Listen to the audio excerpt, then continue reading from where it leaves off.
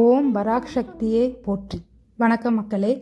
இன்று திருக்கடையூர் அபிராமி அம்பாளின் புராண கதையை கேட்போம். திருக்கடையூர் அபிராமி அம்மன் கோயிலில் புராண வரலாறு மிகவும் சிறப்பு வாய்ந்தது. இத்தலம் அபிராமி அம்பாளின் திருவிளையாடல் மற்றும் மகாவிஷ்ணுவின் ஆபரணங்களிலிருந்து அம்பிகை தோன்றிய வரலாறு ஆகியவற்றுடன் தொடர்புடையது. ஒருமுறை பாற்கடலை கடைந்தபோது கிடைத்த அமுதத்தை தேவர்கள் திருக்கடையூர் தலத்திற்கு எடுத்து வந்தனர். மகாவிஷ்ணு தேவர்களுக்கு அமுதம் பரிமாறும் முன் சிவபெருமானையும் அம்பிகையையும் வழிபட விரும்பினார்.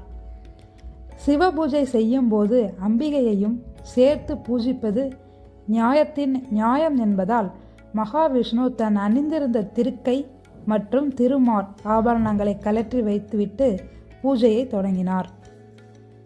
மகாவிஷ்ணுவின் மார்பில் அணிந்திருந்த ஆபரணங்களில் சக்தியாலும் அவரது பக்தியாலும் அந்த ஆபரணங்களிலிருந்து அன்னை பார்வதி தேவி அபிராமி என்ற திருநாமத்துடன் ஜோதி வடிவாக வெளியிட்டார்.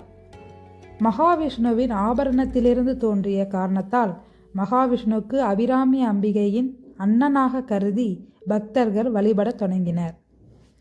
அபிராமி அம்பிகையின் பெருமையை உலகிற்கு உணர்த்திய நிகழ்வு அபிராமி பட்டர் வாழ்க்கையுடன் பிணைந்துள்ளது. திருக்கடையூரில் வாழ்ந்து வந்த சுப்பிரமணிய ஐயர் என்பவர் அன்னை அபிராமி மீது தீவிர பக்தி கொண்டு எப்போதும் அன்னையை நினைத்து தியானத்திலேயே இருப்பவர். ஊர் மக்கள் இவரை பித்தன் என்று கருதினர்.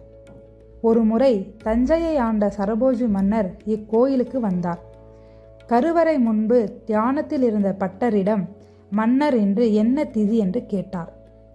அம்பிகையை நினைத்து தானத்தில் இருந்த பட்டர் தன் மனக்கண்களில் தெரிந்த அன்னையின் முகம் முழு நிலவு போல பிரகாசிப்பதை பார்த்துவிட்டு இன்று பௌர்ணமி என்றார்.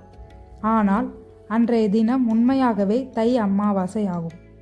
கோபமடைந்த மன்னர், அமாவாசையை பௌர்ணமி என்று கூறிவிட்டாயே என்று சூரியன் மறைந்து இரவு வரும்போது வானில் முழு நிலவு தோன்றாவிட்டால் உனக்கு மரண தண்டனை என்று எச்சரித்து சென்றார். தன் தவறை உணர்ந்து கலங்கிய பட்டர் ஒரு கம்பியில் 100 கண்கள் கொண்ட கொக்கியை பூட்டி அதில் தன்னை தொங்கவிட்டு கொண்டு தீ மூட்டினார்.